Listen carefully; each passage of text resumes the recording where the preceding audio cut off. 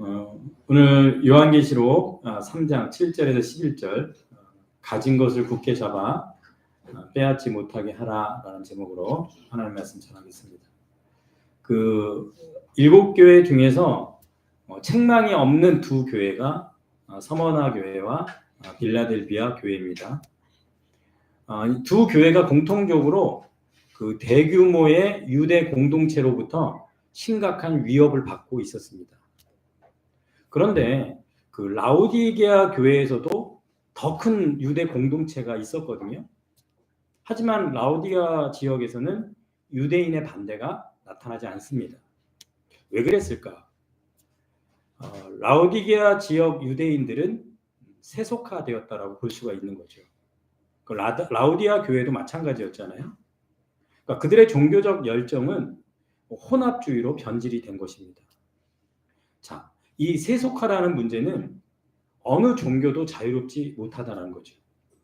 제가 터키를 다녀왔을 때 그 이슬람 국가임에도 너무도 자유로웠습니다. 그만큼 이슬람을 믿는다고 하지만 세속화되었기 때문에 굉장히 이슬람스럽지 않은 그런 자유로움을 느낄 수가 있었던 거죠.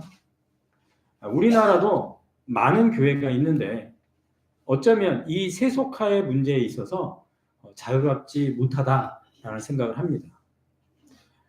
그런데 빌라델비아 교회는 타협하지 않았고 혼합되거나 변질되지 않았다는 겁니다. 그러다 보니까 계속된 믿음의 공격 속에 노출되어 있었던 거죠.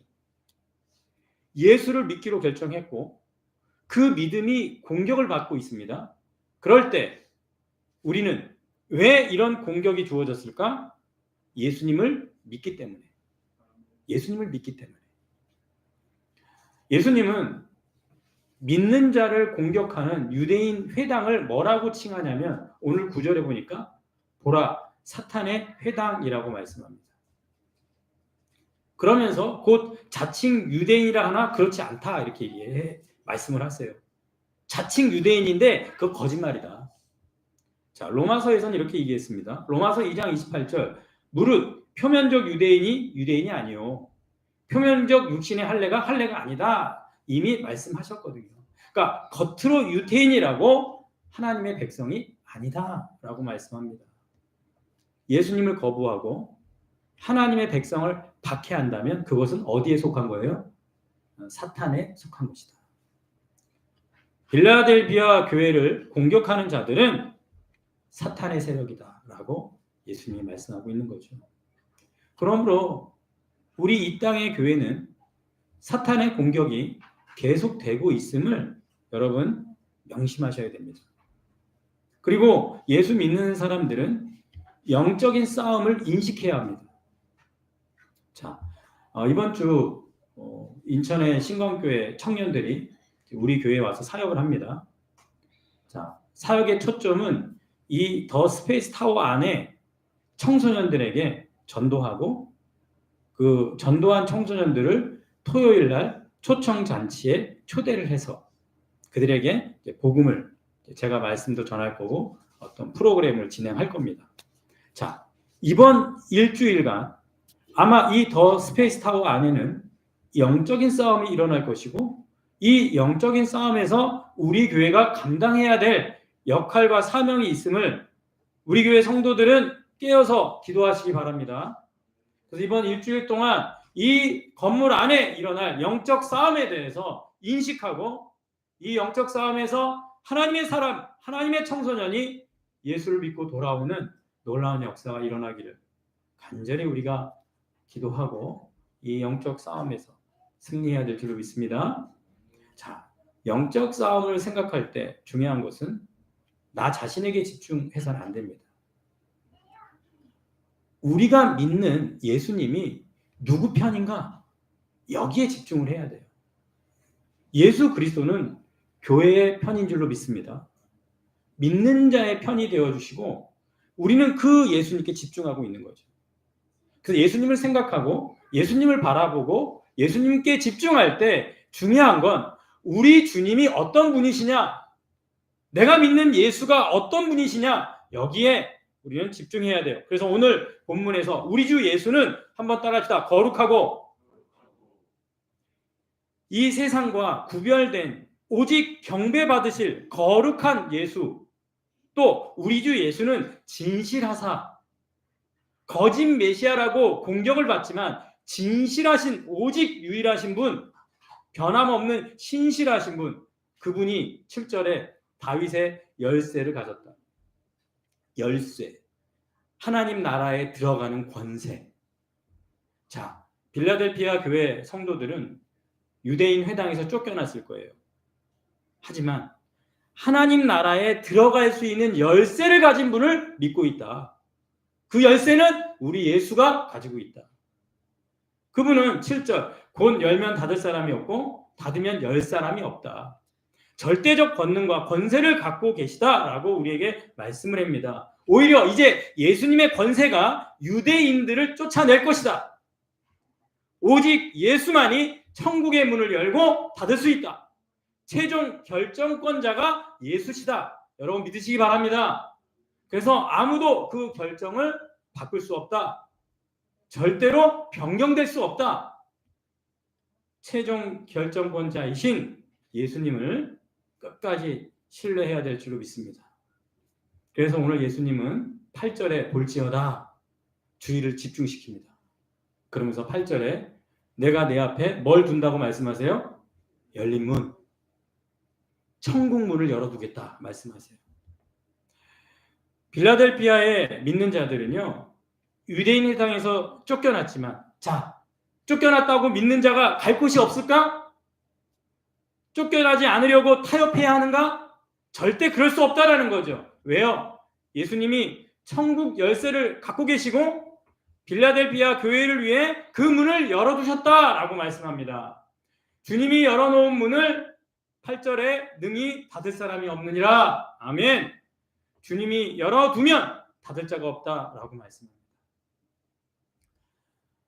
우리 교회 황주미 자매님이 이제 우리 교회를 다니게 된 이유가 그 황주미 자매를 전도한 김한봉 집사님이라는 분이 생각이 납니다. 저랑 예전에 3일교회 같이 있었던 분인데, 제가 여기다가 이제 임대를 해서 교회를 시작을 할 때 그분이 깜짝 놀란 거예요. 왜요? 자기가 5층에 분양을 받은 건물에 임대를 주고 있었기 때문에 자기가 아는 목사님이 자기가 임대받은 건물 아래층에 교회를 할 줄이야 생각도 못한 거죠.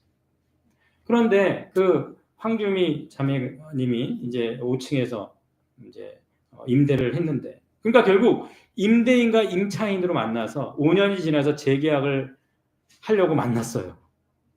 그런데 이 김한봉 집사님이 하나님을 말하고 예수를 전하고 우리 교회를 인도한 겁니다. 자, 임차인과 임대인이 계약을 앞두고 만난 그 자리에 주님이 열린 문을 두은 거죠. 열린 문을 두었기 때문에 가능한 겁니다. 그 만남 가운데 주님이 열어놓으신 천국 문이 열렸고 황주미 자매가 그 문으로 들어온 줄로 믿습니다. 이거는 주님이 열어놓으셔야 가능한 겁니다. 우리는 인생을 살면서 주님이 열어놓는 문이 있으면 그 문은 닫히지 않습니다. 믿으십니까? 주님이 열어놓으시면 닫히지 않습니다. 그래서 우리는 주님이 문을 여셔야 됩니다. 주님이 여셔야 돼요. 전도의 문을 열어주시옵소서. 천국의 문을 열어주시옵소서. 치유의 문을 열어주시옵소서. 믿음 안에 있다면 이 문이 열려 있음을 우리는 기억해야 합니다. 우리는 인생을 살면서 닫힌 문 앞에서 아무것도 보이지 않을 때가 있습니다. 그러나 절대 좌절하거나 낙심하지 말아야 될 이유는 주님이 내 앞에 열린 문을 두었다. 이 사실을 우리는 꼭 기억해야 될 줄로 믿습니다. 우리가 누군가를 전도하고 누군가를 위해서 기도할 때 주님이 열어놓은 천국문은 열려있다. 우리는 이 믿음을 가지고 끝까지 포기하지 않고 기도해야 될 줄로 믿습니다. 절대로 주님이 열어놓으셨기에 닫히지 않는다. 그런데 우리는 생각할 때 이렇게 문 열어두시는 예수님 이렇게 선포하고 말하면 무조건 열어놓는다. 믿기만 해라. 뭐 이렇게 생각할 수 있는데 8절에 예수님이 이렇게 얘기합니다. 내가 내 행위를 아노니 이렇게 얘기해요. 그러니까 예수님은 믿는 자와 교회의 모든 것을 알고 계세요. 그러니까 교회가 하는 행위를 아시고 나의 행위를 보고 계시며 그 행위에 대해서 판단하세요. 그분이 열어놓는 겁니다. 판단하시고 여시는 거예요. 그냥 여시는 게 아닙니다. 예수님은 빌라델피아 교회를 볼 때 올바로 행하고 있구나 이것을 아셨어요. 주님과 올바른 관계 속에 있구나.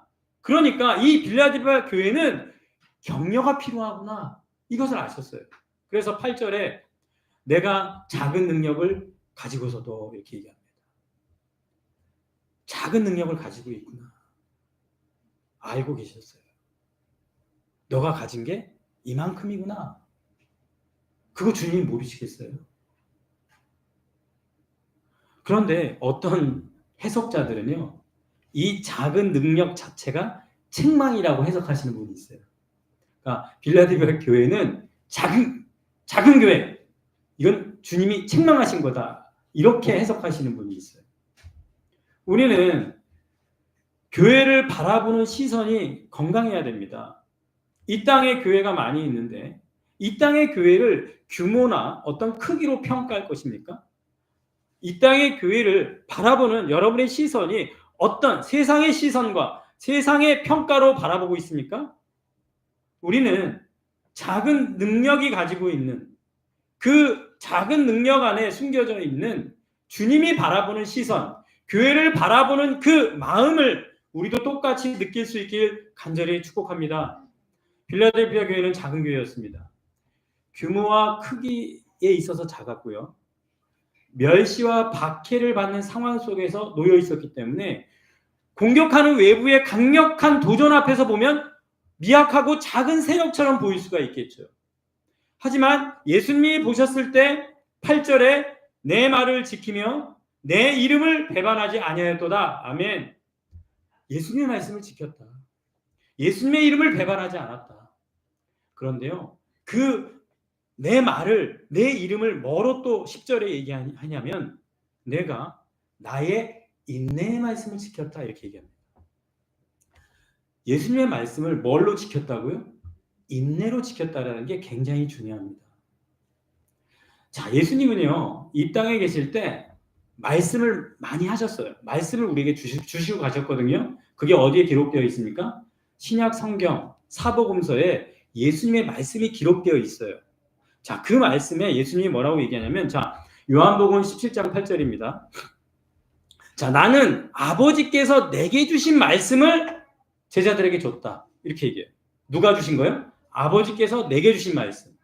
자, 14절에 가보면 내가 아버지의 말씀을 그들에게 주었다. 이렇게 해요. 그러니까 결국 아버지께서 내게 주신 말씀은 누구의 말씀이에요? 아버지의 말씀이에요. 근데 그 말씀은 뭐예요? 17절에 보니까 그들을 진리로 거룩하게 하옵소서. 다 같이 읽읍시다. 아버지의 말씀은 진리니이다. 아멘. 결국 예수님은 이 땅에 오셔서 아버지께서 주신 말씀을 하셨고 그 말씀은 아버지의 말씀이며 아버지의 말씀은 진리다. 그러므로 우리는 뭘 믿는 거예요? 진리를 믿는 자들이다. 진리를 우리에게 주셨다. 근데 그 진리로 우리는 뭐 할 수 있다? 거룩하게 하옵소서. 진리로 거룩해질 수 있다. 예수님이 주신 이 아버지의 말씀은 진리인데 우린 이 진리를 지키기 위해서는 뭐가 필요한지 아십니까? 인내가 필요한 겁니다. 그래서 나의 인내의 말씀을 지켰다 이렇게 말하는 거예요. 자, 왜 그러냐면 자, 요한복음 17장 14절에 이렇게 말씀합니다. 다 같이 읽겠습니다. 시작. 세상이 그들을 미워하였사오니 이는 내가 세상에 속하지 아니함 같이 그들도 세상에 속하지 아니함으로 인함이니이다. 진리를 받는 순간, 하나님의 말씀을 받는 순간, 예수님을 믿는 순간 세상의 미움과 세상에 속하지 않게 된다. 그렇기 때문에 우리는 뭐가 필요하다? 인내가 필요한 겁니다. 세상의 미움을 받고 세상과 다르게 살려고 하기 때문에 우리에게 뭐가 필요하다? 인내가 필요한 겁니다. 인내가 필요한 거예요. 불신자들과 대화를 해보고 또 불신자들과 예수 안 믿는 사람과 오래 생활을 하다 보면 우리에게 뭐가 있어야 돼요? 인내가 있어야 돼요. 왜요? 진리는 인내와 함께 가는 거거든요. 제가 저번에도 한번 말씀드렸지만 이 자전거를 탈 때 이 뒷바람은 굉장히 도움이 많이 됩니다. 하지만 맞바람을 맞기 시작할 때는요, 계속해서 페달을 돌려도 전혀 뭔가 앞으로 가는 것 같지가 않아요. 그때는 뭐가 필요한 거예요? 그건 인내로 버티는 시간, 그거밖에 없어요. 맞바람을 맞을 때는요, 계속 돌려야 돼요. 계속 밟아야 돼요. 그건 인내와의 싸움이에요. 다른 게 문제가 아니에요. 내가 그것을 끝까지 돌릴 수 있느냐는 인내의 문제라는 거죠. 그러니까 결국 우리가 이 세상에서 미움을 받고 세상에 속하지 않고 세상에 다르게 살려고 하면 맞바람이 주어질 텐데, 왜냐하면 세상과 반대 방향으로 세상을 부딪히며 가기 때문에 우리는 인내의 말씀을 통해서 계속 페달을 밟고 포기하지 않고 인내로 이 말씀을 지켜나갈 수 있는, 예수님의 말씀을 인내의 말씀으로 지켜내는 우리가 되길 축복합니다. 자, 그러면 이 세상 그냥 벗어나 버리자, 떠나자. 그래서 이제 기도원으로 올라가신 분도 많고 세상과 좀 단절해서 그냥 이렇게 신앙생활 하시는 분도 계신데요. 예수님께서는 예수 믿는 사람들을 세상에 남겨놓으셨다 이렇게 말합니다. 자, 요한복음 17장 15절에 예수님이 이렇게 얘기합니다. 내가 비옵는 것은 그들을 세상에서 데려가시기 위함이 아니래요. 그러니까 데려가지 않고 남겨둔다. 그 이유는 뭐냐? 15절에 다만 악에 빠지지 않게 뭐하게요? 보존하기 위함이다 이렇게 말씀하세요. 그러니까 악에 빠지지 않도록, 이 악한 세상에 있지만 여전히 악에 빠지지 않도록 지켜달라고 기도하시는 게 예수님인 거예요. 그러니까 예수님이 진정으로 우리 믿는 자들에게 원하는 것은 세상 속에 있지만 진리로 거룩하게 살기를, 악에 빠지지 않기를 원하신다. 예수 믿는 사람들은 이런 삶을 살아가는 자들이다. 뭐로? 인내로, 진리로, 거룩으로 이 영적 싸움에서 물러서지 아니하고 이 말씀을 지킬 수 있는 우리가 되기를 주님의 이름으로 축원합니다.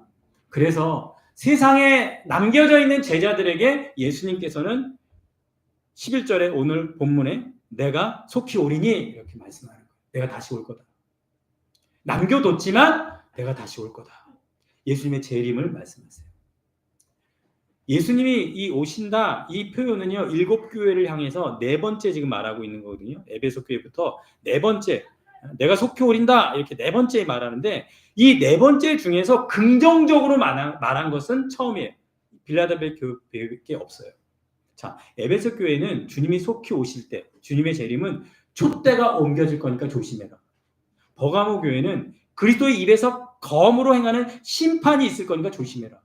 사대 교회는 밤에 도둑처럼 갑자기 예측할 수 없을 때 올 거니까 조심해라. 그런데 빌라델피아 교회는 주님이 속히 오셔서 너희의 옳았음을 인정하여 줄 것이고 너희에게 상을 베푸실 것이다. 주님의 다시 오심이 빌라델피아 교회는 뭐였어요? 축복이었는 줄로 믿습니다. 자, 나에게도 한번 적용해 봅시다. 지금 예수님 오시면 여러분 긍정적이세요? 지금 오시면 큰일 나는데 조금만 있다가 오셔야 되는데 그렇고 있습니까? 속히 오신 예수님이 가지고 오는 것이 있습니다. 자, 11절에 계속해서 보니까 다 같이 읽겠습니다. 내가 속히 오리니 내가 가진 것을 굳게 잡아 아무도 내 면류관을 빼앗지 못하게 하라. 예수님이 속히 오셔서 가져오는 건 면류관인데 내가 받을 면류관이 있다라고 이제 말씀해 주세요. 근데 오늘 성경에 보니까 그 면류관을 뭐 하지 못하게? 빼앗지 못하게 하라 이렇게 얘기를 합니다. 근데 우리가 생각할 때 면류관을 빼앗는 것은 공격하는 상대방이 내 면류관을 빼앗을 것 같죠? 그렇지 않습니다. 면류관을 빼앗긴다는 것은 면류관을 주시는 분이 판단하신다 이 말이거든요.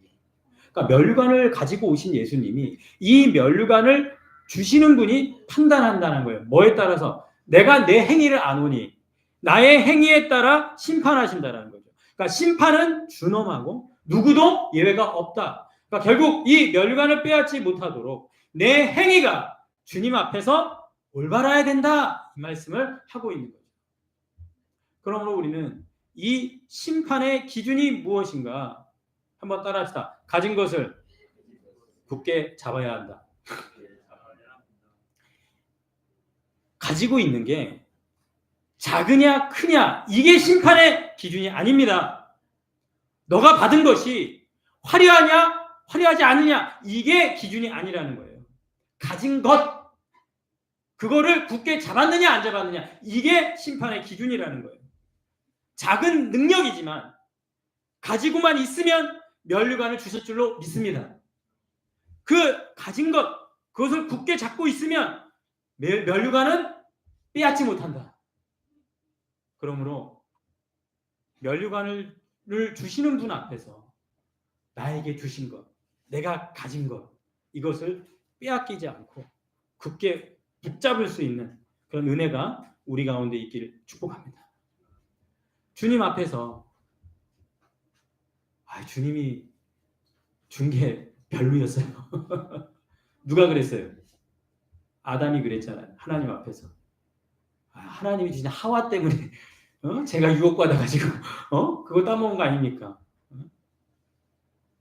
우리는 인생을 살면서 주님 앞에서 핑계를 대려고 합니다. 그리고 책임을 전가하려고 합니다. 그런데 성경은, 예수님은 우리에게 주신 것으로 충분하다. 그거만큼만 붙잡으면 된다라고 우리에게 말씀합니다. 오늘 주님이 여러분에게 주신 것, 그래서 내가 가진 것으로 충분하고 그것을 끝까지 지켜낼 수 있는 믿음의 사람 다 되시기를 주님의 이름으로 축원합니다. 제가 우리 김용재 집사님 이제 생각을 하면서 이제 지난 월요일 날 이제 의사 선생님을 만나고 통화를 했습니다. 전화를 하고 이후에 참 그 마음이 무겁고 참 복잡한 생각이 많이 들어서 교회에 와서 이제 기도를 하는데, 하나님께서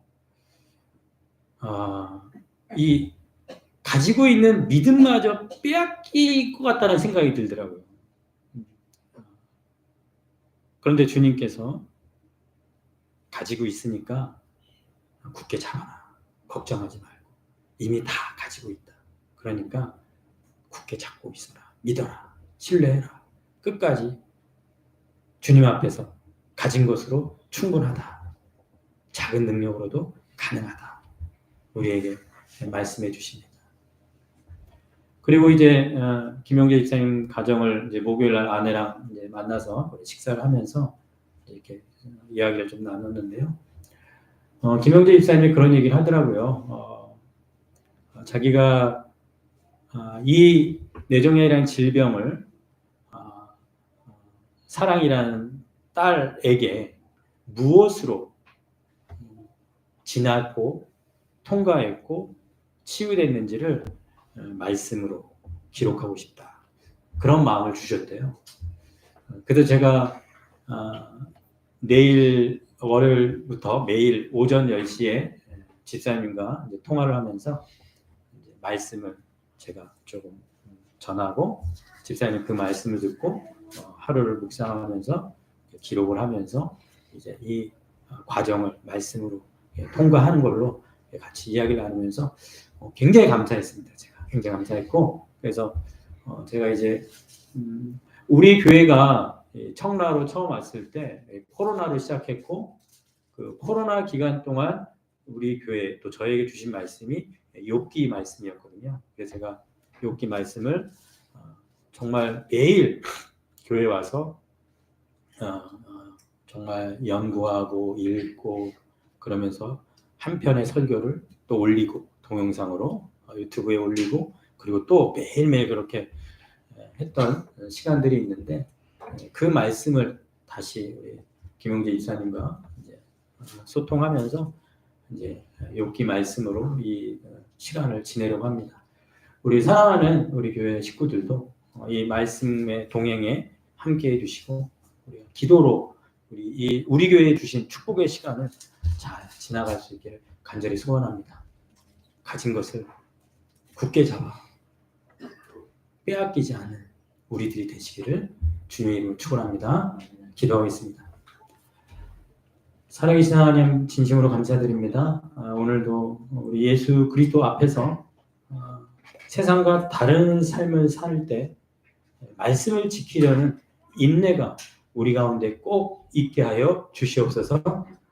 우리를 진리로 거룩하게 하셨고 세상 속에서 이 진리의 말씀을 붙잡고 끝까지 가진 것을 붙잡고 절대 우리에게 주실 면류관 빼앗기지 않는 우리가 되게 하여 주시옵소서. 영적 싸움이 이번에 치열할 텐데 주님이 우리의 편이시고 예수님이 열면 닫을 자가 없고 예수님이 문을 열어두었음을 우리 교회가 또 우리가 믿게 하여 주시옵소서. 그래서 그 열린 문을 통해 많은 영혼들이 살아나고 진정한 치유와 회복이 나타나게 하여 주시옵소서. 예수님의 이름으로 기도하였사옵나이다. 아멘.